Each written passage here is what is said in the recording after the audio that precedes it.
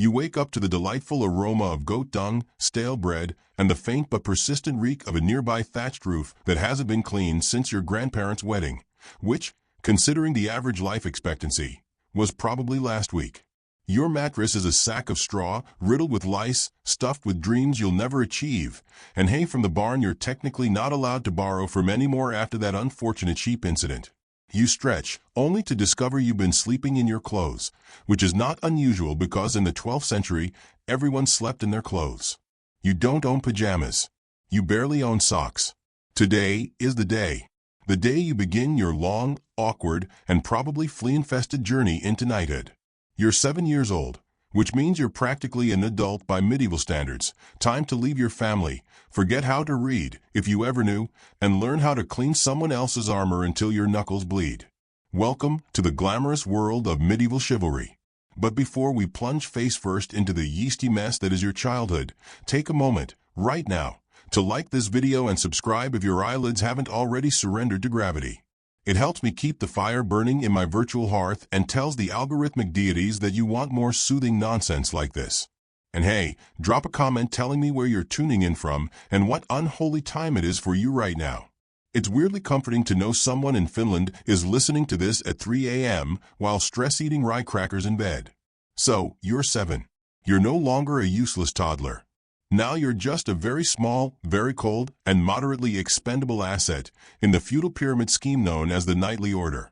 Your parents, likely minor nobles or ambitious landowners with a surplus of children and a deficit of inheritance, ship you off to another lord's household. This is not abandonment. This is fostering, which is medieval code for free labor in exchange for bad food and moral corruption.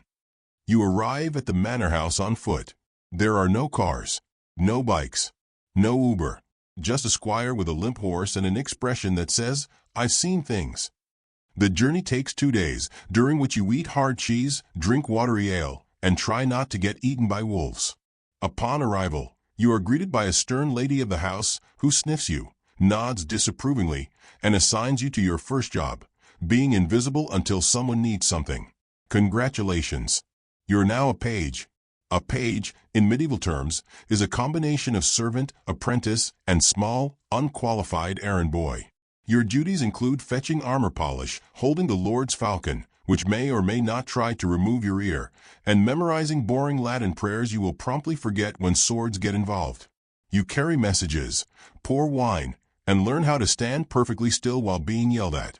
You also learn table manners, which is ironic because no one at the table has manners. Forks haven't caught on yet, so meals are a glorious display of communal hand-dipping, shared bowls, and gnawed-on bones tossed under the table for dogs, rats, and the occasional peasant. Hygiene is theoretical. Soap is made from lard and lies. If you smell better than the cheese, you're doing too much. Training begins early. You are given a wooden sword and told to hit a stuffed dummy until either the dummy gives out or you do. You practice wrestling, riding horses, and climbing things you shouldn't. You also learn how to play musical instruments, dance, and recite poetry, because the ultimate warrior is also the ultimate wedding guest. If you're lucky, you might befriend the cook and get slightly less burnt porridge in the mornings. If you're unlucky, you anger the stable boy and end up with mysterious dampness in your boots. By the time you're 10, your life is a cycle of bruises, boredom, and barely edible legumes. You are still a page, and now you're starting to suspect that the romantic stories of knights in shining armor left out the part about fetching laundry and getting swatted by noblewomen for blinking too loudly. The manor house is drafty. The food is repetitive. The chapel is freezing. And the chaplain smells like pickled onions and judgment. Still, you're learning. Learning how to sit still during court proceedings. Learning how to carry a tray without dropping it. Learning that nobles can and will blame you for everything from spilled wine to bad weather. The world is built on hierarchy, and you, small page, are the bottom rung of the ladder, which also serves as a convenient footstool for literally everyone else. By 12, your voice is cracking, your legs are longer, and you can ride a horse without falling off every third trot. You are finally promoted. You are now a squire. Cue the fanfare. The trumpet of success. The inevitable realization that being a squire is basically being a page, but with more bruises and responsibility. If being a page was prep school, being a squire is unpaid internship hell. You now belong to a knight. Not metaphorically. You are, for all intents and purposes, their sidekick, personal valet, therapist, emergency tailor, and human footstool. Your knight, Sir Baldwin of something unpronounceable, is a proud, middle-aged man with 2 teeth, a drinking problem, and a battle wound he likes to show off whenever anyone mentions soup. He smells like chainmail and unresolved trauma.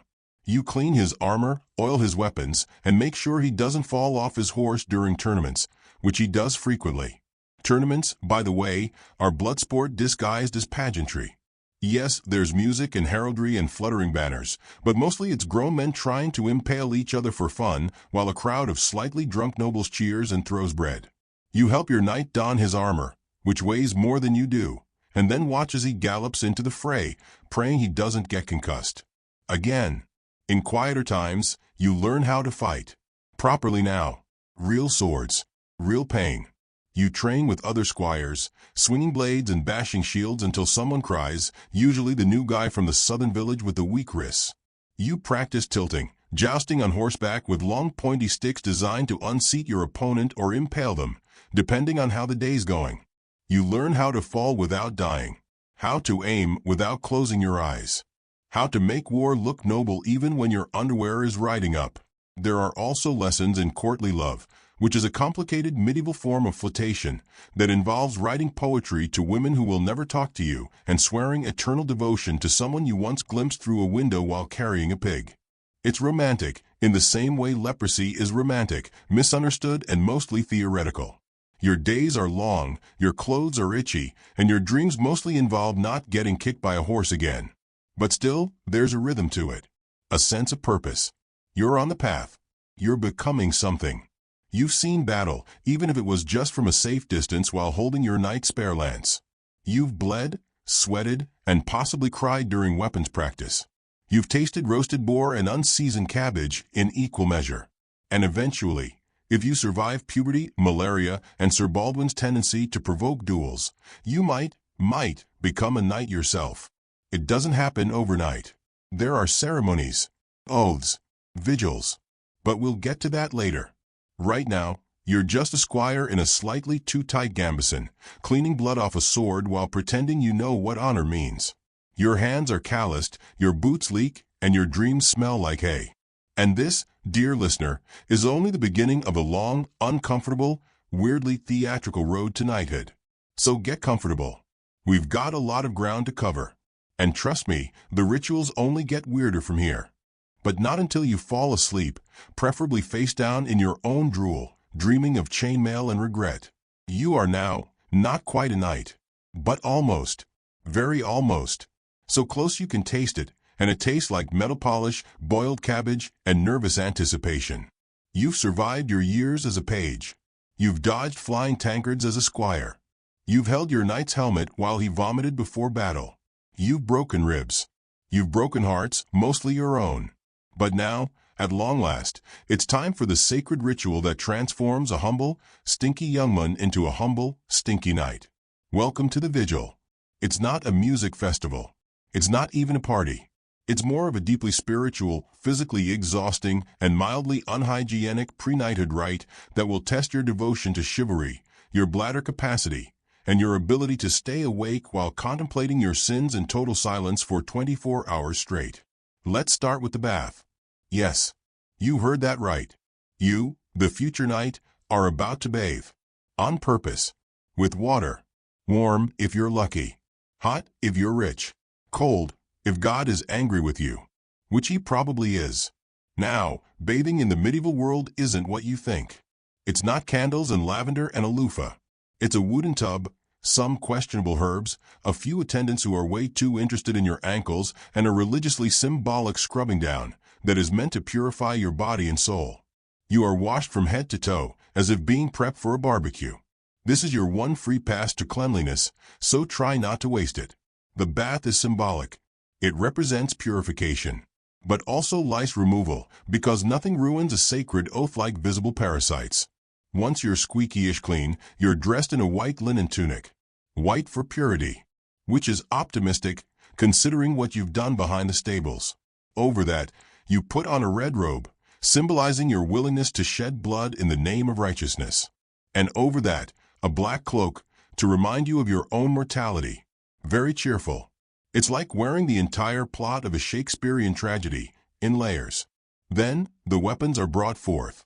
Not just any weapons. Your weapons. The ones you will use as a knight. They are laid on the altar of the local chapel, which smells faintly of incense, mildew, and centuries of whispered regrets. The sword, shield, armor, all laid out before you like a medieval buffet of pain and responsibility. You kneel. You pray. Or at least you try to. It's hard to focus on God when you're also wondering if anyone noticed a blister on your heel or the fact that your sword has a slight bend from that one time you dropped it on a goat. And then, the waiting begins. 24 hours of pure, unadulterated stillness. No sleeping. No talking. No tweeting. Just you, a candle, your thoughts, and the occasional creaking of ancient wooden beams overhead. The chapel is dim, quiet, cold. Medieval stone architecture doesn't care about your comfort. The draft sneaks through the stained glass windows and settles into your bones like an unwanted roommate. You're not alone. Usually, you're watched over by a priest or a chaplain or some sort of moral chaperone, just to make sure you don't fall asleep or do anything unchivalrous like pick your nose or develop an opinion.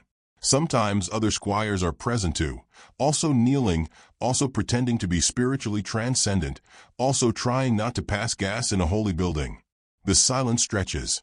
Time slows. Your knees begin to throb. Your back aches. You shift slightly and get immediately glared at by Brother Alaric, who hasn't blinked since Matins. You think about your life, your sins, the time you lied about polishing your knight's boots and just rubbed them with a damp rag. That other time you accidentally tripped a fellow squire during sparring because he kept calling you lady hands. You try to feel solemn. You really do. But solemn is hard when your feet are asleep and your stomach sounds like a distressed badger. As the hours drag on, the hallucinations begin. Nothing major. Just the flickering candlelight forming vague ghost shapes on the walls. Or the carved eyes of a saint statue that seem to be silently judging your posture. You start to question reality, which is honestly on brand for the spiritual intensity of the whole experience. At some point, possibly midnight, possibly 3 a.m., possibly 15 seconds after you swore you couldn't take it anymore, you stand up. You are led away from the altar, your joints crackling like old bread crust. You are escorted to the Lord who will knight you, who is either your former mentor or someone with just enough power to hit you with a sword and call it a promotion. Now comes the ceremony. And it's elaborate. First, there are more prayers. You swear oaths of loyalty, courage, and general non-awfulness. You vow to protect the weak, serve justice, respect women, theoretically, and not set things on fire unless strictly necessary. You might not remember all the vows because, again, you've been awake for an entire day, and you're pretty sure one of the altar candles was whispering to you earlier. Then, the moment arrives. You kneel once again, this time in clean armor, custom-fitted if you're lucky, borrowed if you're not, and bow your head. The Lord raises a sword above you. Not to decapitate you, although that is technically within his rights. No, this is the ceremonial blow, a light tap on each shoulder, sometimes accompanied by a mild thump on the neck. Historically, the blow symbolized the last hit you would take without retaliating. But don't worry, you'll take many more. And you will retaliate. As the blade touches your shoulders, you are pronounced a knight. You rise, possibly unsteadily. The audience, a collection of nobles, clergy, and people who showed up for the free wine, claps politely. Somewhere in the back, your mother might be sobbing into a damp veil, proud and slightly worried that you'll be dead by harvest season. Now, as a new knight, you are sometimes expected to prove your knightliness immediately. This may involve a mock battle, a demonstration of horsemanship, or simply surviving an extended dinner party with nobles who speak in allegories and drink like fish. You are also given your horse. If you're for money, it's a beautiful destrier, trained in war, sleek and muscular, with a name like Stormfang or Glory Hoof. If you're not, it's a jittery mule named Bernard who flinches at shadows and smells like regret. Finally, the feast. Ah yes, the knighting feast. A magnificent display of meat, bread, wine, and mildly alarming jellied things in bowls. You eat with your new peers. You are toasted, cheered, and possibly hazed, depending on how much wine the Baron has had. Your duties begin tomorrow, but tonight, you revel in the glory of your new station. Just don't drink too much. Vomiting in armor is frowned upon. And that's the vigil. A spiritual cleanse. A sleep-deprived transformation. A mildly terrifying graduation ceremony into the chivalric elite. You're now a knight. You have a title. The sword. The horse. The emotional baggage. The unpaid debts. Tomorrow, you may be called to war. To tournament. To marriage. To serve a lord who may or may not have all his teeth. You may be asked to defend your land, your name, your mustache. But tonight, you sleep. Finally. Probably sitting up. Probably in chainmail. Probably dreaming of candlelight, cold soup, and the haunting eyes of St. Mildred who definitely saw you nod off during the vigil. So, rest well, sir you. You've earned it. You wake up on a mattress that still isn't a mattress. It's a slightly cleaner pile of straw than the one you started with years ago, but this one's special. You're a knight now. Your pillow smells faintly of mildew and the tears of a former squire who failed his horsemanship test. But that's all part of the ambience. Outside, a rooster screams, not crows, screams, because in the medieval countryside, even the poultry is dramatic. Your armor, polished within an inch of its life, is waiting. So is your sword. And your dignity, which you left somewhere between the squire's quarters and the wine-soaked feast last night. You are hungover. You are nauseous. You are a knight. And now it's time to swear your life away. Today is the oath. The formal ceremony where you, freshly anointed and barely coherent, swear loyalty to a feudal lord in exchange for land, protection, and the privilege of being yelled at during every military campaign for the next few decades. The ritual is sacred, solemn, and mostly symbolic, kind of like a medieval version of signing your soul to a telecom provider. Except the roaming charges involve actual roaming. On foot. In winter. Your lord is already seated in the great hall, which is only slightly warmer than outside and smells like roasted meat, beeswax, and betrayal. He wears a fine fur-trimmed cloak and a facial expression that suggests he hasn't digested anything since Pentecost. You kneel before him, again with the kneeling, and place your bare hands into his, like a medieval prom proposal with fewer corsages and more consequences. This gesture is called homage. It means you're offering yourself as his mon, vassal, servant, military asset, and occasional scapegoat. You say words. You swear things. You promise, on your honor as a knight, to be loyal, brave, obedient, and to never run away screaming from battle unless you have a very good reason, such as being on fire. So help me God, you whisper, hoping God is not paying too much attention this morning. In return, your Lord gives you something magical, something sacred. Something that represents your new station in life, your bond of loyalty, and your ability to pay taxes. He gives you dirt. Yes, dirt. A handful of soil. Or maybe a twig. Or a rock. Symbolic earth representing the fief, the land that is now yours to hold in exchange for service. It might be a castle, a village, a small pig-infested field, or just a damp ditch with excellent drainage. The land is yours to oversee, defend, and argue about during inheritance disputes for generations to come. You also receive a charter or a charter-adjacent scroll if literacy in your region is more theoretical than practical. It's a formal document confirming your rights. You can now collect taxes, hold courts, and maybe even hang a tapestry if you're feeling fancy. You are no longer just a muon with a sword and a dream. You are a feudal power. Minor, sure. Easily replaceable, definitely. But official. Now, just in case all this solemn swearing wasn't enough, it's time for church. You march, slightly crookedly, to the local chapel where you kneel, again, always with the knees, and offer your sword to the altar. You dedicate it to God, or St. George, or whichever holy figure you think might protect you from arrows and bad decisions. The priest says a few Latin phrases that you pretend to understand. You nod a lot. You try not to sneeze because the incense is overpowering and you're still mildly drunk. The sword is then blessed, sometimes sprinkled with holy water, sometimes waved over a reliquary, occasionally bonked lightly by a monk who's taking this all very seriously. This transforms your weapon from a murder tool into a sacred murder tool. It's now a symbol of justice, righteousness, and getting the job done with dramatic flair. Afterward, there might be another feast. Or another fast. It depends on the calendar. Medieval Europe is full of religious holidays you've never heard of, but are still somehow expected to follow. Feast days are lavish and loud. Fast days are somber and smell like boiled lentils and despair.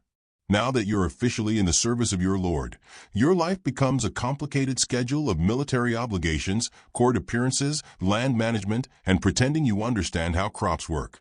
Your feudal duties fall into three main categories: fight when summoned, provide advice when asked, and send money when reminded. The first duty is the most exciting, and the most likely to end with your spleen being introduced to the business end of a halberd. When your lord goes to war, you go too. You show up in full armor, on your designated horse, with your shield, your lance, your painfully small retinue of peasants, and a face that says, "I'm ready to die for reasons I don't fully understand." Your job is to follow orders, not ask questions. If you're lucky, you'll be stationed somewhere mildly dangerous, like a border garrison. If you're unlucky, you'll be the tip of the spear during a siege with no working toilet facilities and a 50% chance of trebuchet-related injury. The second duty, court attendance, involves sitting very still in very cold halls, listening to very long arguments about land, marriage, and whether or not sheep can be legally considered an extension of a household. You are expected to nod wisely, occasionally offer insight, and not fall asleep. Your reward for surviving this boredom is more responsibility. Possibly a lawsuit. Maybe a marriage proposal from someone with a suspiciously high forehead and 3 dead husbands. The third duty is financial. You are expected to pay scutage, a lovely Latin word that translates roughly to "you can stay home if you pay us enough money." It's a clever system, especially for rich knights who are more interested in embroidery than bloodshed. But if you don't pay, congratulations. You're being summoned to fight in Flanders, where the beer is good, the mud is better, and everyone's very stabby. You are also expected to manage your fief. This means dealing with peasants. Peasants, despite being the backbone of the medieval economy, are not subtle people. They smell like onions, talk like riddles, and always want something, mostly to not starve. You oversee their labor. You organize planting schedules. You resolve disputes over oxen theft, fence lines, and romantic entanglements involving turnip fields. Occasionally you host seasonal festivals, which are just an excuse for dancing, mild public intoxication, and accidentally setting the granary on fire. But here's the thing, despite the oaths, the armor, and the dramatic candlelit vigils, most of your time is spent not doing night stuff. You're not galloping into battle every Tuesday. You're inspecting barns. You're checking that your steward isn't embezzling oats. You're negotiating grain prices.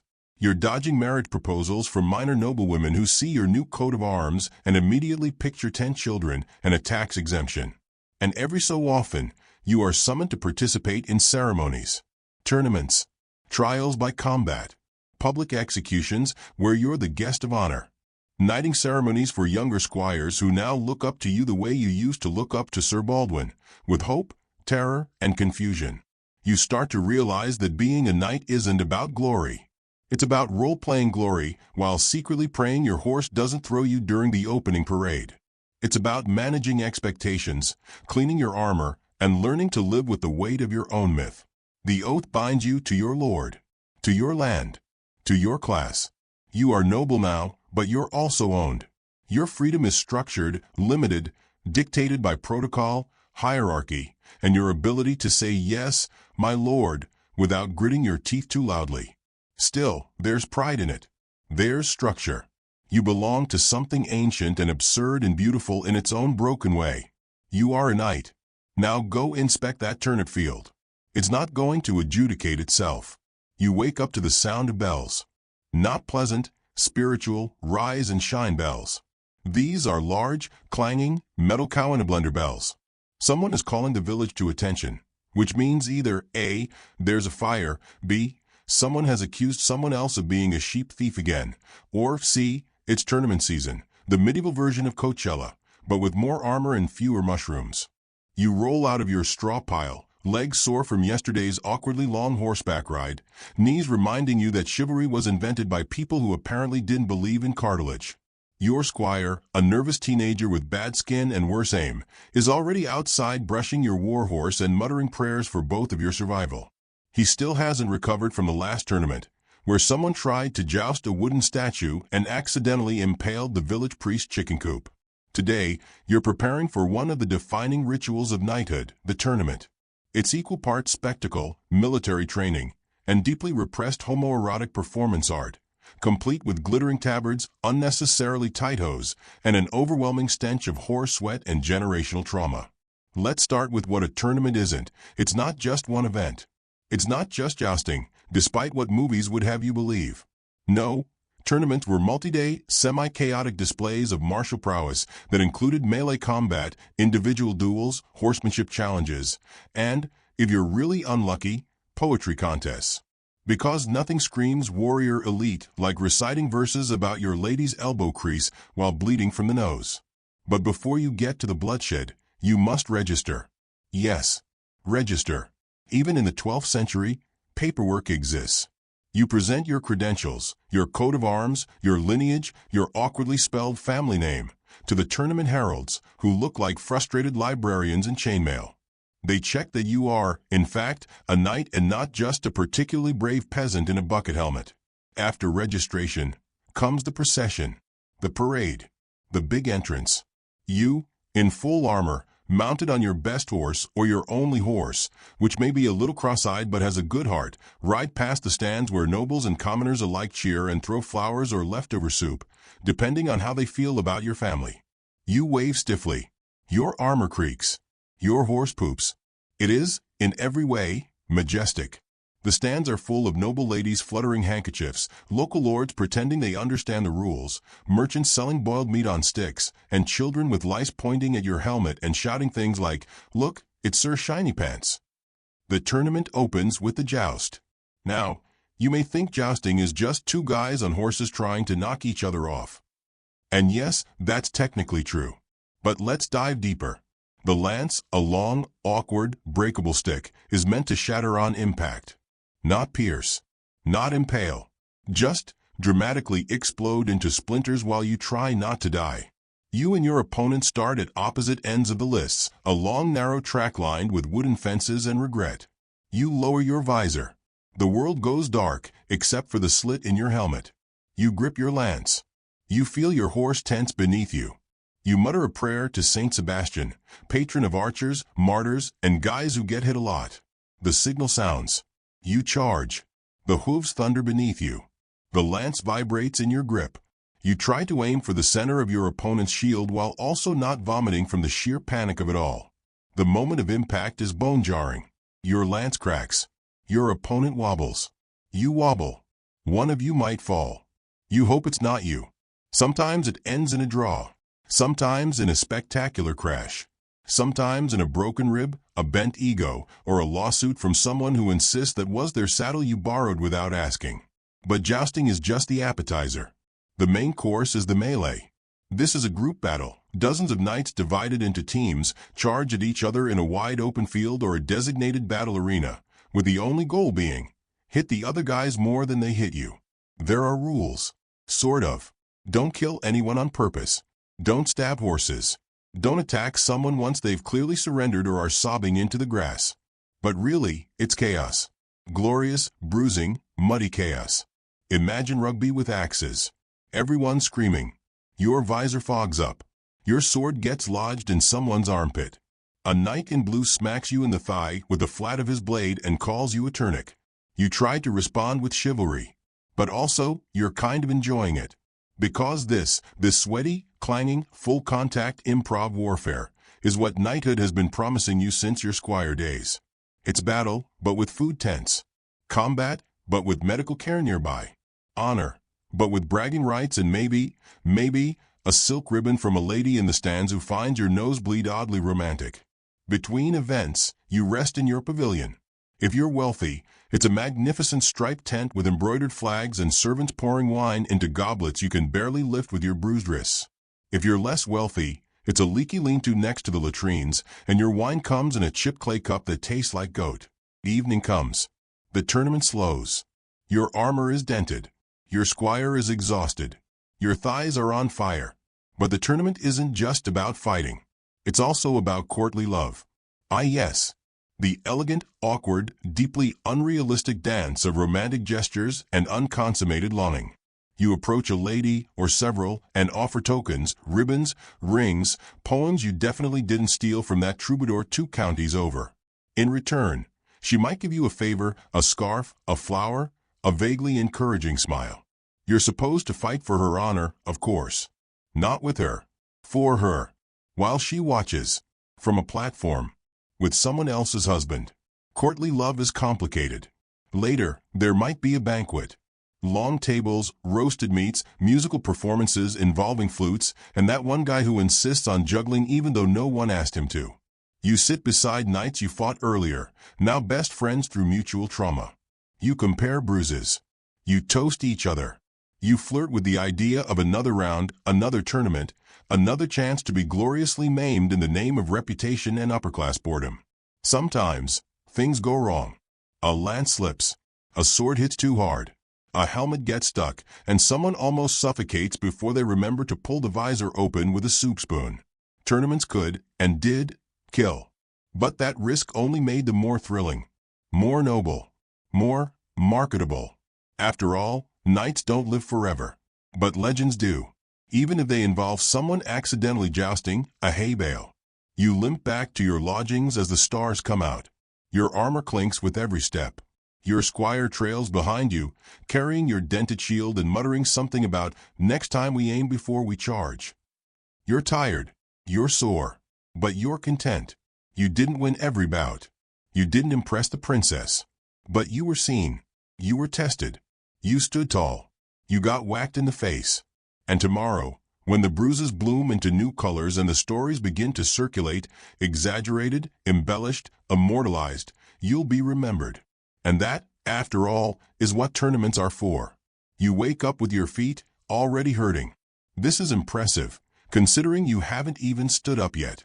Your back is sore, your knees are stiff, and your mouth tastes like the inside of a reliquary, dry, metallic, and suspiciously dusty. You sit up slowly, feeling every bone in your allegedly young and virile knightly body creak like an old barn door, and you remember. Today, you're going on pilgrimage. Because nothing says spiritually elite medievalman like walking several hundred miles across plague-ridden highways in shoes that were probably made by a half-blind monk using goat intestines and prayer. Let's talk about pilgrimages. You see, being a knight isn't just about war, land, and the subtle art of being stabbed by relatives during inheritance feuds. No. It's also about piety. Because while you may be good at swinging swords and yelling things like "for the cross" during battles, you don't. Understand, you're also supposed to be deeply religious. In theory. Which brings us to this medieval wellness trend, voluntarily walking to faraway, holy sites for the sake of your soul. Think of it as the original spiritual detox, but with less kombucha and more infected blisters. You don't exactly want to go. But you sort of have to. Why? Maybe you committed a sin. A serious one. Like murdering someone. Or thinking too hard about your lord's wife's ankles. Maybe your confessor recommended it as penance. Or your local bishop passive-aggressively suggested it after you accidentally hit a monk with your horse. Or maybe, and this is common, you're just doing it for clout. Because pilgrimages were the Instagram of medieval piety. You don't just go. You brag about it. Oh, you went to the shrine of St. Cuthbert? I just got back from Santiago de Compostela.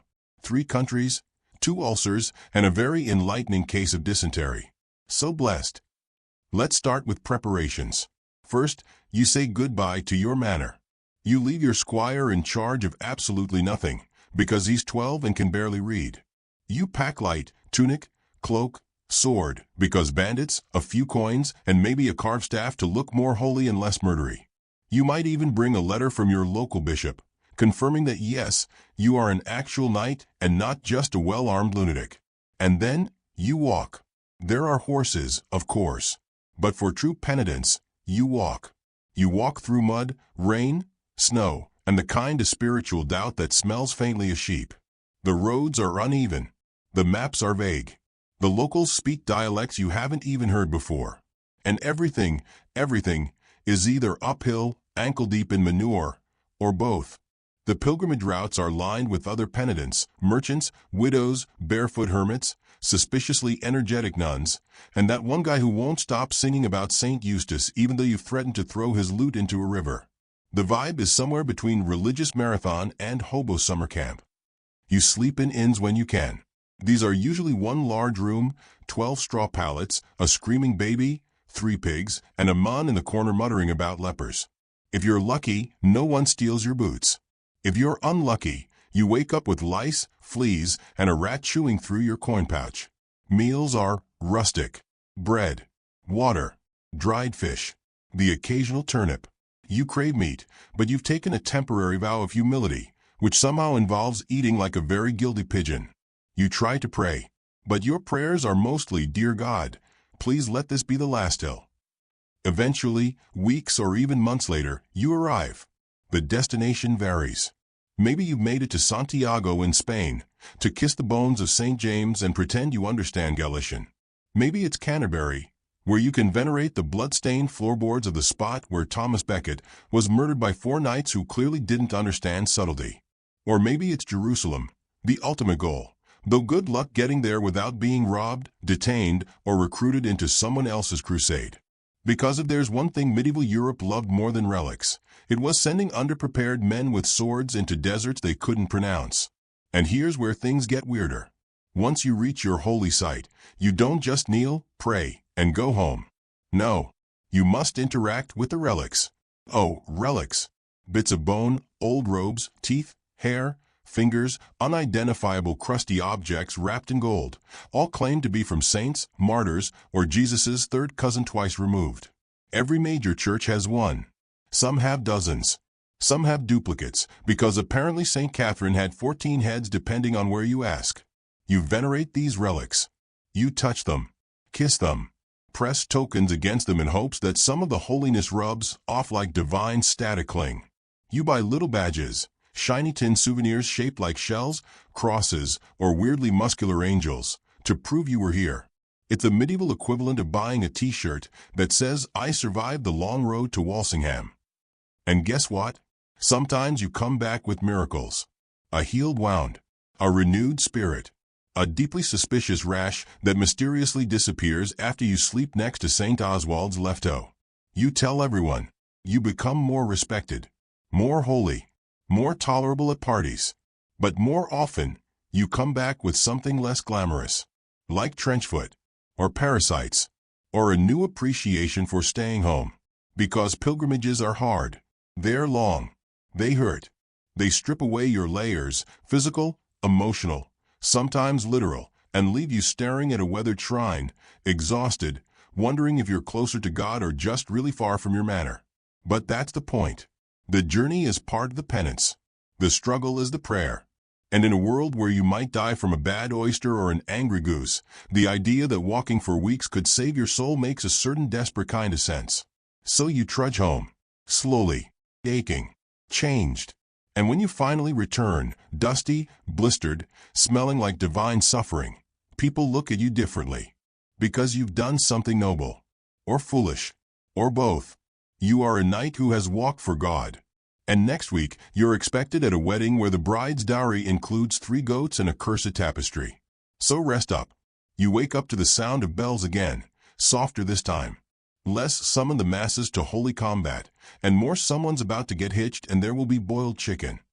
You sit up slowly, already suspicious. Because today, you're getting married. Or rather, you're being married, a critical difference in medieval terms, since your level of choice in this matter hovers somewhere between mildly coerced and shackled to a goat for the rest of your life.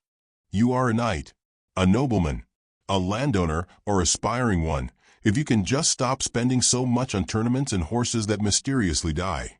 And marriage is not about love. It's about alliances, property, and pretending to like someone who may or may not be related to you. Let's start with the basics. Marriage in medieval Europe was less about romance and more about resource consolidation.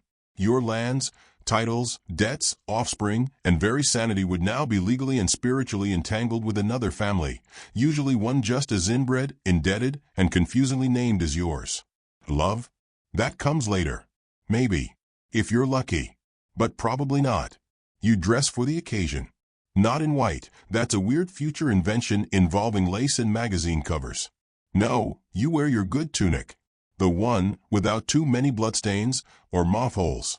You try to look noble, presentable, and not like you've been sleeping in armor for 3 consecutive weeks, even though you have. The bride arrives. She's wearing linen and a blank expression. She might be 13. She might be 20. You're not sure, because she was chosen by your father and a council of whispering, suspiciously wine-stained uncles. She smells like rosemary and cold dread. She doesn't look at you, which is fine, because you're also too nervous to look at her. The ceremony begins. There's a priest, a crowd, bread, wine, Latin, so much Latin. The priest says things about union, God, and chastity, and you nod solemnly even though you were thinking about your horse the entire time. There's no kiss, not yet. Just a contract. Signed, sealed, and very possibly cursed by the ghost of your great-grandfather. Congratulations. You're now legally bound to a stranger. For life. Until death. Or until she mysteriously dies of wasting sickness, which is what they call arsenic poisoning when no one wants to look too closely. Let's talk dowries. The bride brings something with her, land, cattle, silver, or in some truly bleak cases, a pile of debt wrapped in a velvet pouch. The size of her dowry reflects her family's wealth and whether or not she's considered desirable, which in medieval noble terms means fertile, obedient, and unlikely to stab you in your sleep. Your family, in return, provides a dower, a sort of reverse insurance policy. If you die before she does, and let's be honest, you probably will, she gets to live on in relative security, usually tucked into a quiet manor house with religious art and mild alcoholism. You feast. Oh, the wedding feast. Tables creak under the weight of meat pies, roasted fowl, spiced wine, questionable puddings, and at least one dish made from a hedgehog no one wanted to mention. People sing, dance, shout riddles. Your aunt flirts with a minstrel. Someone recites a poem about your family's honor, and someone else vomits behind a tapestry. The bride still doesn't look at you. You're beginning to suspect she might be smarter than everyone here. Now comes the part no one talks about, the bedding ceremony. This is when things go from uncomfortable to wildly traumatizing. Because you don't just slink off to your chamber like in modern films. No, you are escorted there. By witnesses. Sometimes dozens of witnesses. Friends. Family. Clergy. All standing around your marrow bed, watching you climb in with your new spas like it's some sort of spectator sport. Some weddings even include people cheering, singing bawdy songs, or, God help us, narrating. Privacy? Modesty? Not today. Eventually, everyone leaves. Or most of them. If you're lucky, the priest goes home instead of loitering in the hallway with the steward. You lie beside your new wife. She still isn't looking at you. You still smell faintly of roasted goose and medieval anxiety. But marriage is not just about awkward beginnings. It's about duty, and legacy, and producing heirs. Let's talk about that for a moment. The pressure to produce a son is immense. 1 son, minimum. 2 for security. 3 if you're cursed and the first 2 fall into a well, or take up poetry. Daughters are acceptable, but largely considered political chess pieces with hair. You love them, of course, but mostly in a theoretical, expensive way. Childbirth is terrifying, dangerous, frequently fatal. Your wife may not survive her 1st or 5th pregnancy. If she dies, you will be sad, but also expected to remarry within a season. Because your lands need an heir, and your relatives are already making uncomfortable suggestions like what about Lady Maud? Her husband just died of gout. And so the cycle continues. Now, not every marriage is awful. Some evolve, over time, with shared responsibilities, mutual tolerance, and the occasional joke. You and your wife might build trust, respect, even affection. You might mourn her when she dies. Or not. Some knights married 5 times. Others never quite figured it out and died in a monastery surrounded by cats. Affairs? They happen. Courtiers. Servants. Visiting nobles. That mysterious lute player your wife keeps inviting to dinner. But be discreet, or at least don't get caught. Because while cheating is common, scandal is expensive. And nothing ruins a reputation faster than adultery, especially when there are witnesses, babies, or extremely detailed poetry involved. Let's not forget the church. The church cares deeply about your marriage. It declares it sacred, inviolable, and slightly suspicious. Divorce? Technically illegal unless you're royalty and willing to invent new religions. Annulments are possible if you can prove fraud, impotence, or that you accidentally married your own cousin twice removed, very common, by the way. Oh, and don't even think about marrying for love. That's for peasants. Or bards. Or tragic stories told in candlelit halls while everyone sighs and eats cheese. You, noble knight, marry for strategy. To expand your influence. Secure borders. Forge alliances. Or to appease an uncle who insists the de Montforts owe us after that incident with the well. And sometimes it works. Sometimes, marriage makes you stronger, wiser, less reckless. Sometimes your wife saves your estate from bankruptcy, manages your lands better than you ever could, and poisons your enemies with a smile and a seasonal tart recipe. Sometimes, you realize that partnership isn't always romantic. Sometimes, it's just survival with paperwork. But often, most often, it's complicated. It's awkward dinners, political obligations, children you don't understand, in-laws you suspect of witchcraft, and years spent wondering what might have happened if you'd just married that shepherd girl with the terrifying stare. But you didn't. You're married now. For better or worse. Mostly worse. You fall asleep beside your new wife, listening to the fire crackle and the faint sound of your cousin snoring outside the door. Tomorrow, you'll start your life together. You'll argue about land, taxes, naming your third child after a saint no one likes. You'll live, endure, and maybe, just maybe, survive long enough to attend your own child's wedding and give them the same advice your father gave you. Just nod, smile, and never marry a cousin unless you've checked the family tree twice. You wake up to screaming. Not the usual kind, like a drunken uncle yelling at pigs or your steward shouting at the laundry-maid because someone stole the soap again. No, this is a different kind of screaming, sharper, angrier, and coming from somewhere near the grain barn. You sit up slowly, very slowly, because you already know what this is. It's a peasant revolt. Now, before we dive into the blood-soaked poetry of pitchfork diplomacy, let's get a few things straight. You, dear knight, are technically a noble. That means you own land. That land includes people, serfs, villains, freemen, whatever term you prefer for humans legally obligated to plow your fields and then die of tooth infections. You might like to think you're beloved or at least tolerated, but let's be honest, you're probably not. Because for centuries, you and your ancestors have taken grain, raised rents, demanded labor, and occasionally burned someone's house down because their pig wandered into your herb garden. And the peasants? They've had enough. Again. Let's start with what sets them off. Usually, it's taxes. Always, really. It's always taxes. You, or more precisely, your liege lord or the king, have asked them to pay a new tax. Maybe it's a poll tax. Maybe it's a war tax. Maybe it's a keep the bishop in silk socks tax. Either way, they're broke, it's raining too much, the wheat harvest failed, and they're tired of paying for castles they're not allowed to enter. And then there's a spark, a rumor, a sermon, a wandering preacher with questionable hygiene and excellent charisma. Maybe someone reads them a copy of the Magna Carta, conveniently edited to include phrases like "Thou shalt not be eaten alive by debt." Maybe the local reeve is caught embezzling. Maybe a noble just looked too smug that day. Either way, something breaks. And suddenly, the thatch roofs are on fire. Let's set the scene. You rush to the window of your manor, not too close though, you're not insane, and you see them. Your villagers. Your loyal tenants. Except today, they are not tilling or bowing or arguing about geese. Today they are marching. They are holding sticks, scythes, pitchforks, hammers, and, for reasons unknown, someone's leg of mutton, possibly symbolic. They are shouting. About justice. About rights. About bread. And, increasingly, about you. You throw on your cloak, strap a sword to your hip, and immediately regret being noble. What do? Option 1, you try to reason with them.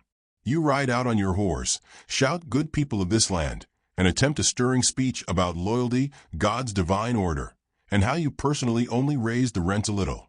This results in a thrown rock, a dented ego, and the realization that no one cares about your lineage when their children are starving. Option 2, you flee. Quickly. Through the back door. With whatever silver you can stuff into your boots.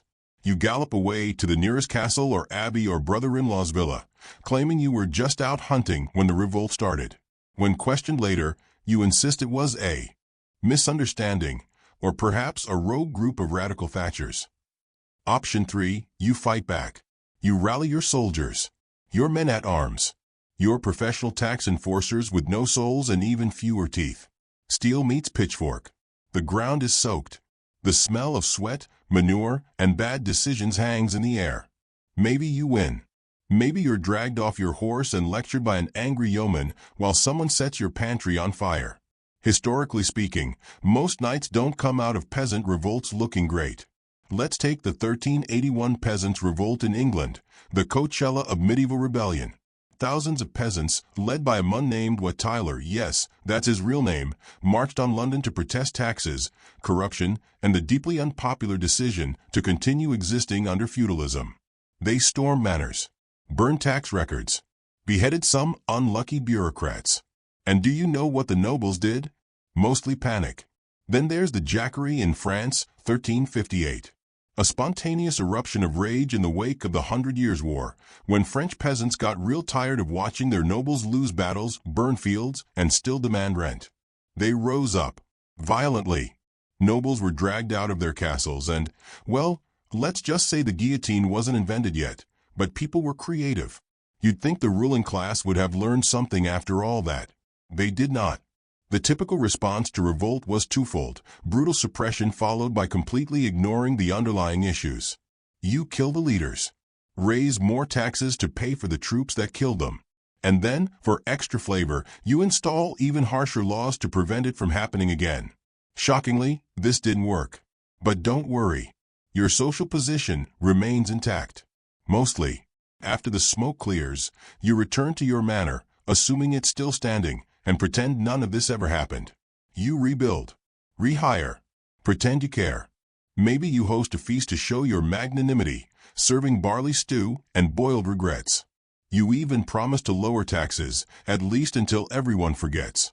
The church, meanwhile, gives a rousing sermon about the dangers of rebellion and how peasants are supposed to suffer with dignity, not torches. And everyone nods solemnly, especially the ones holding extra swords under their robes. But the truth lingers. You realize, privately, of course, that this whole system is hanging by a thread. That a bad harvest, a cruel law, or just one more sermon too many could unravel the whole thing. That you, noble and armored as you are standing on a foundation of mud and grumbling. That one day, you might be on the wrong end of a scythe. But you're a knight. You don't worry about that. You polish your sword, kiss your wife, the one you still don't know very well, and attend mass like nothing happened. Because that's the medieval noble's motto: repress and repress some more. Eventually, things settle down. The village returns to normal. Which is to say, to miserable. The fields are sown again. The oxen groan. The surviving peasants give you wary glances as they plant barley and pretend they weren't involved. You quietly replace the reeve, upgrade the manor walls, and absolutely do not bring up the incident at dinner. But you remember. The fire, the shouting, the rage, and you wonder, just for a moment, if maybe they had a point. Then your steward interrupts to tell you your cousin is feuding with the bishop again, and you have to ride out in the rain to sort it out. Because feudalism, like mold, never quite goes away. You wake up with a hangover. Your tongue is dry, your stomach is confused, and your mouth tastes vaguely like garlic, regret, and something that might have once been a goose. You're lying on a straw-stuffed mattress in a room that smells of wine, roast meat, and sweaty nobility. The fireplace is still smoldering, and a rat is dragging something unidentifiable across the floorboards. You try to remember what happened last night, but all you get is a vague impression of minstrels, too much honeyed wine, and someone shouting, "Bring forth the swan." That's right. You feasted. Now, a medieval feast isn't just dinner.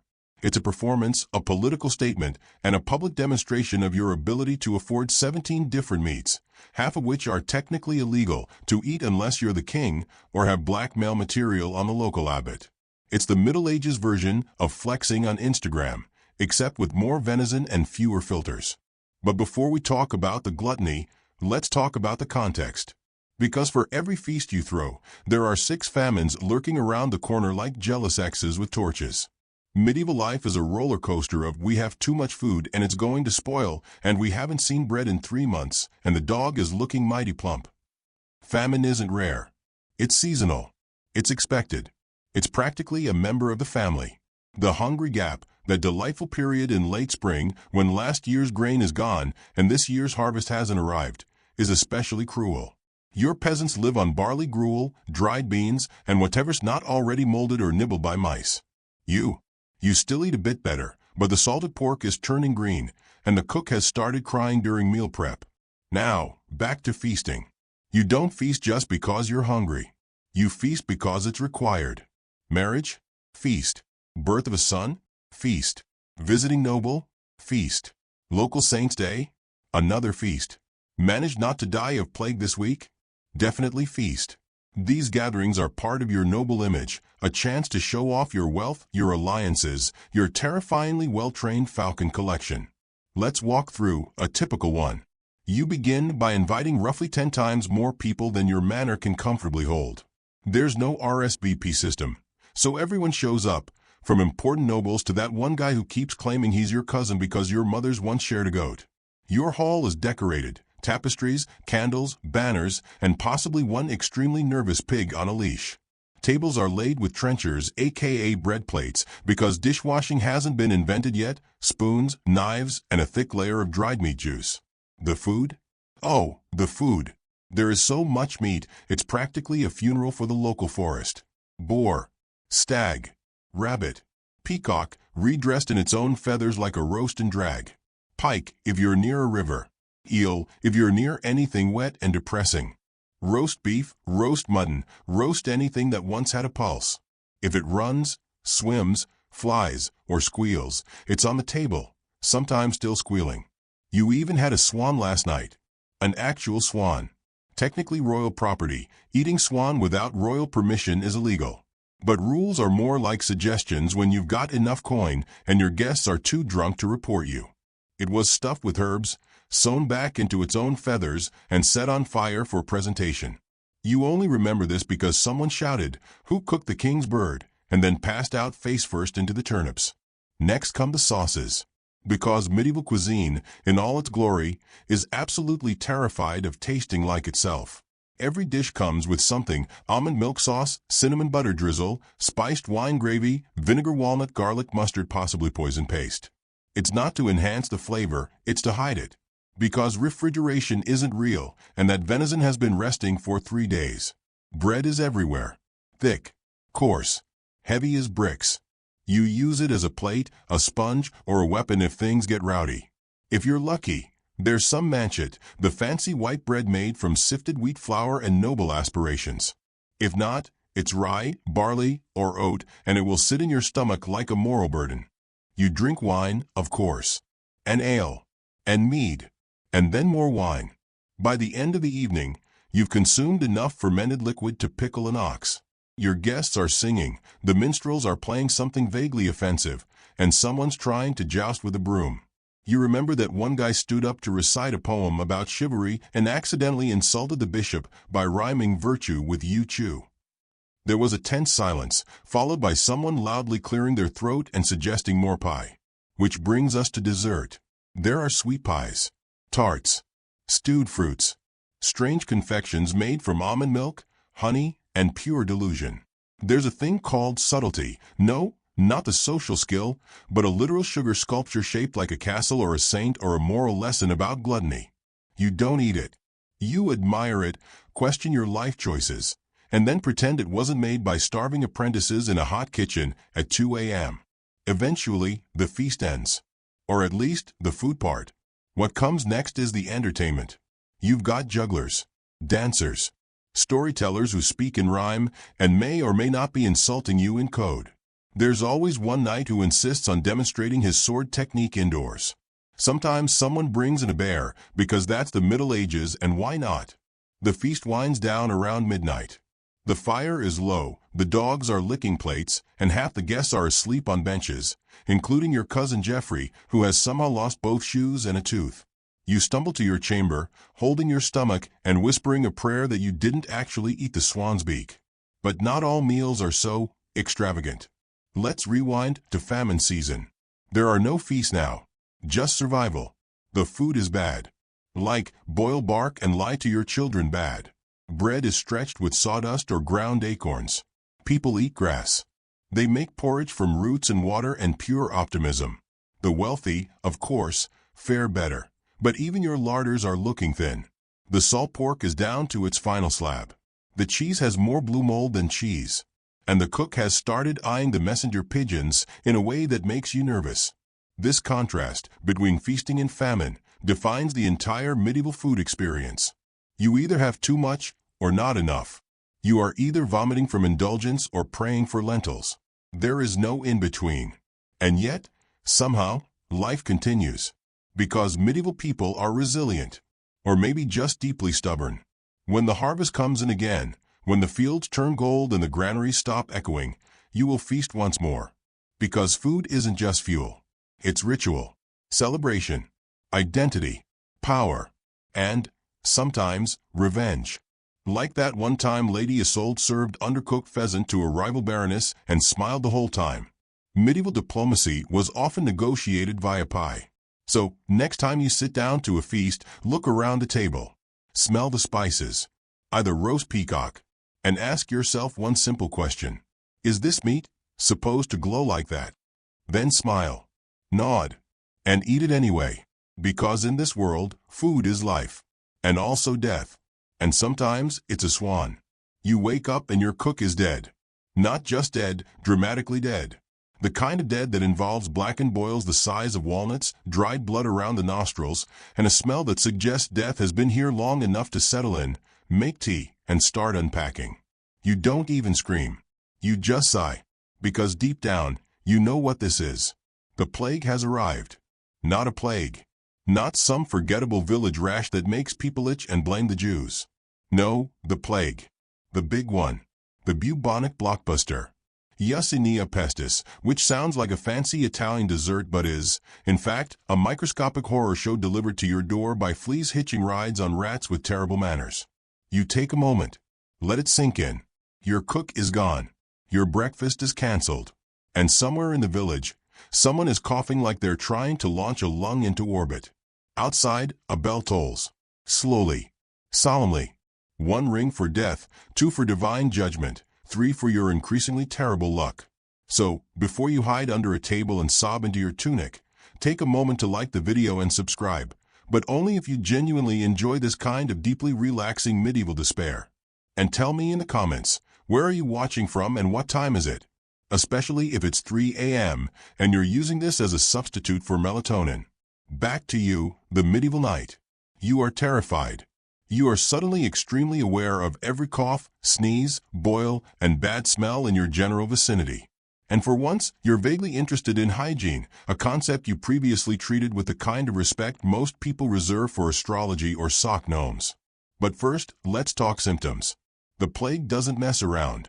It starts with a fever, chills, sweating that makes your undertunic stick to you like betrayal.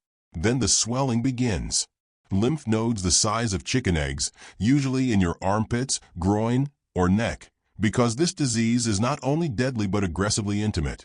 The buboes turn black, burst, and leak pus that smells like warm death and broken promises. There's vomiting, delirium, a burning sensation, so intense it feels like your soul is trying to claw its way out through your spleen. You pray. You confess. You scream at God. Nothing helps. If you're lucky, you die in 3 days. If you're unlucky, it takes longer and you infect your entire household first. Now, let's talk scale. The Black Death hits Europe in 1347 like a divine punishment for everyone's collective sins, and by 1351, somewhere between 1/3 and half of the population is dead. Imagine half of every village, monastery, castle, and market square just gone. Streets filled with abandoned carts. Fields empty. Bells tolling until no one is left to toll them. Even your knightly arrogance starts to crack. Because no title, no land, no armor can protect you from a flea bite. Monks die. Bishops die.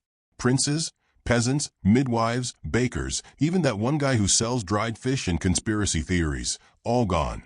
Suddenly, hygiene becomes something you can no longer laugh off. Which is awkward, because up to this point, your relationship with cleanliness has been complicated. You bathe maybe once a month. Your latrines are pits that flood every spring. Your linens are washed by someone else, and your idea of sanitizing a wound is whispering a prayer over it and hoping for the best. But now, you're buying rose water like it's holy relics. You're lighting incense in every room to purify the air, because medieval doctors believed disease travels by miasma, foul vapors that float invisibly like passive-aggressive clouds of doom. Some people carry posies, little bunches of herbs stuffed up their noses to mask the stench of death. Others wear beaked masks filled with lavender and vinegar, which make them look like gothic bird demons from a Tim Burton fever dream. You try all of it. You rub garlic on your chest, drink vinegar, cover your windows with waxed linen. Some say it's punishment for sin, so you try to behave for a whole week. You even consider stopping that thing you do with the serving girl in the grain shed. You don't, but you consider it. The church, naturally, has thoughts.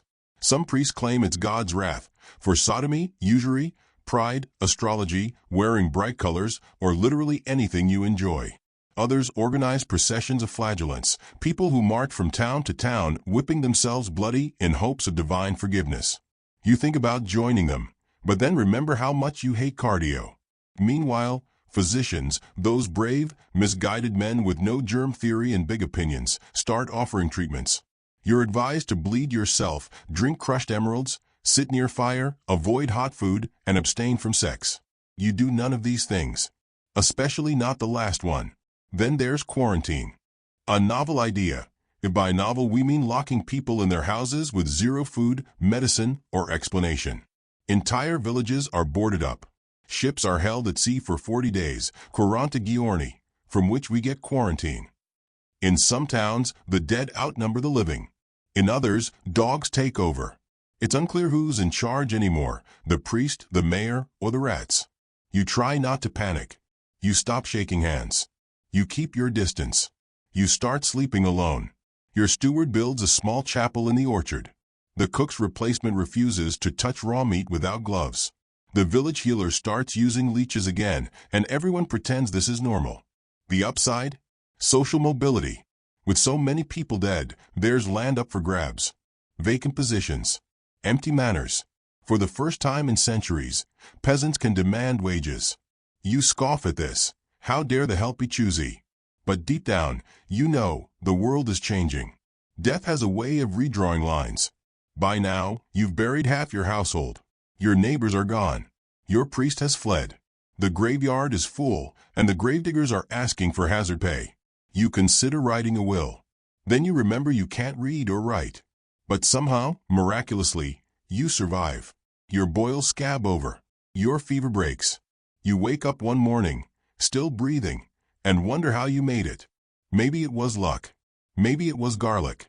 Maybe it was the prayers. Or maybe you just weren't tasty enough for the fleas. The world you return to is quieter, emptier, but not finished. You rebuild. You hire new servants. You plan again. You host another feast, smaller, more solemn. You say grace before meals, not because you believe more, but because it helps you forget. And the plague? It never really leaves. It comes back every few decades, in waves. Like a bad ex with better timing. But you're ready now. You own a mask. You have soap. You bathe once a fortnight. Progress. So here you are. A knight. A survivor. Older. Wiser. Slightly cleaner. You stand on the balcony of your manor, staring into the dawn. The fields are still. The wind is soft. Somewhere in the distance, a dog barks. You've seen death. Smelled it. Buried it. And now, it's time for breakfast. You wake up to shouting. Not the usual, someone stole my pig, or the miller's daughter is in the well again, shouting. This is different. Urgent. Righteous. Loud enough to rattle your bones and annoy God himself. You crack open one sticky eyelid and catch a glimpse of your cousin Godfrey standing in your doorway, armor halfway on, hair completely unwashed, eyes gleaming with the light of divine bloodlust. "The Pope has called a crusade," he shouts. "We ride for Jerusalem." And just like that, your quiet, predictable life of feasting, jousting, and sporadic bathing is over. You're going on a pilgrimage. Except this pilgrimage is less spiritual reflection and more military road trip with occasional looting. It's the medieval equivalent of joining a gym in January, loud, enthusiastic, full of bad decisions, and guaranteed to hurt. Now let's set the scene. It's the 11th century. You're a landless knight, or at least a noble with too many younger brothers and not enough inheritance to go around. You've already fought your neighbors. You've hunted everything edible. You've even been excommunicated twice. Life is getting repetitive. Then Pope Urban II, in 1095, drops the medieval version of a TED Talk at the Council of Clermont. In short, God wants you to take back the Holy Land. He also wants you to stop killing each other over sheep and instead go fight people far away you've never met. Bonus points if you die doing it. You don't need much convincing. A journey to Jerusalem promises adventure, spiritual redemption, and the possibility of not dying in the same field you were born in. Also, indulgences. The Church is offering full forgiveness of sins if you go. All of them. Past, present, and future. It's basically a celestial coupon for unlimited moral bankruptcy. So before you polish your chainmail, take a moment to like this video and subscribe, but only if you enjoy this soothing tour through the blood-splattered absurdities of medieval piety. And tell me in the comments, where are you tuning in from, and would you walk 2,000 miles for absolution and heat stroke? Because yes, it's going to be a long walk. Let's break it down. You start in France or maybe England. You're told you'll travel light. What this actually means is 30,000 people, most of whom don't know how to ride horses or boil water without divine intervention, are now marching east through forests, fields, rivers, mountains, and diseases you can't pronounce. Some of your fellow crusaders aren't knights. They're peasants with pitchforks, drunk monks, and one guy who brought 12 cats for luck. It's less a military campaign and more a moving catastrophe. You march through Europe, which is not as romantic as it sounds.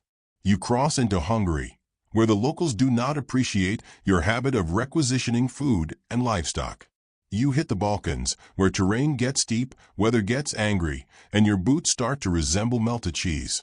Finally, after months of blisters, sunburn, and dysentery that could kill a goat, you reach Constantinople. The Byzantines are thrilled, in the way one is thrilled when a drunken army of unpaid tourists shows up on your lawn with torches and enthusiasm. Emperor Alexios I, ruler of the Byzantine Empire, takes one look at your ragged company and immediately regrets everything. He hoped for elite soldiers. What he got was 10,000 underfed frat boys with swords and religious fervor. Still, he ferries you across the Bosporus into Asia Minor, because if you're going to burn something down, better it be somewhere else. And then, welcome to the Levant. You're hot. You're tired. You're already regretting your vow. The air smells like dust and heresy. The terrain is unfamiliar. The language incomprehensible. You don't know where you are, but you're fairly certain you're still not in Jerusalem. So you do what medieval armies do best, siege everything. Every city between you and the Holy Sepulchre becomes a target. You lay siege to Nicaea, Antioch, Edessa, Jerusalem. Sometimes it works. Sometimes it doesn't. Sometimes you just eat the horses and hope no one notices. The siege of Antioch, in particular, is a masterpiece of suffering. You arrive in October. Supplies run out in November. By December, you're eating leather. By January, people are maybe eating people. There's no way to know for sure because nobody wants to check. Morale plummets. Half the army dies. The rest dig trenches, pray for miracles, and accuse each other of secretly being Turkish spies. Then someone finds a holy relic, the Holy Lance, allegedly the spear that pierced Christ's side. Spirits rise. The men charge the enemy with renewed vigor, shouting about divine vengeance and possibly still hallucinating from moldy bread. Antioch falls. Barely. Jerusalem, your final prize, comes a year later. You arrive sunburned, scarred, and down to one functional sandal. The city is heavily fortified, guarded, and unimpressed by your exhausted army. But you are determined. You are chosen. And you are very, very tired. So you dig trenches, build siege towers, pray harder than you've ever prayed in your life. And in July of 1099, you breach the walls. What follows is not holy. Your army storms the city. Blood flows. No one is spared. Christians, Muslims, Jews, it doesn't matter. If they're breathing, they're a threat. Chronicles describe blood up to your ankles, though that might be poetic license. Or a sign your boots are very short. You cry with joy. You kneel before the Church of the Holy Sepulchre. You've done it. You've redeemed your soul through an act of volunteerism. Then you realize you have to get home. And getting home is no easier. Some stay. Some die. Some vanish. You, miraculously, survive. You limp back through burned-out cities, plague-stricken camps, and awkward diplomatic conversations with Byzantines who are still mad you used their cathedral as a latrine. You arrive back in your village years later. Older. Tanned. Covered in scars and stories no one quite believes. You hang up your sword. You try to adjust to normal life. But something in you is different. You've seen the world. Or at least, the bits of it on fire. You try to explain it, but all people want to know is, did you bring back any relics? And can you please stop using the word infidel at dinner? Crusades continue, of course. Over the next 2 centuries, there will be 9 official ones, plus dozens of unofficial pilgrim mobs, child-led disasters, and a few entirely made up by local nobles who needed an excuse to invade the neighbors. Not all reach the Holy Land. Some crusade against heretics in France. Others sail to North Africa and forget what they were doing halfway there. But the legacy remains. The world changes. Trade routes open. Cultures clash. Ideas travel faster than fleas.